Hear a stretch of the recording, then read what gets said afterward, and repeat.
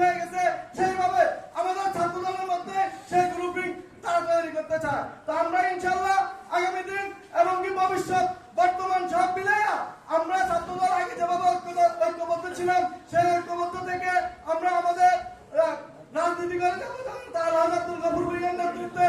এবং কি আমি আমার প্রিয় নেতার কাছে আজকে আমি একটা দাবি রাখবো, আমাদের যে কোনো সমাবেশ বলেন, বৈঠক সভা বলেন, যে কর্মী সমাবেশ বলেন, যেটাই হোক, আপনি 10 জন বিশিষ্ট একটা কমিটি করে দিবেন। তাদের সমন্বয়ে আপনারা পুরো ইউনিয়ন একটা ইউনিটকে দায়িত্ব দেওয়া হবে। সেই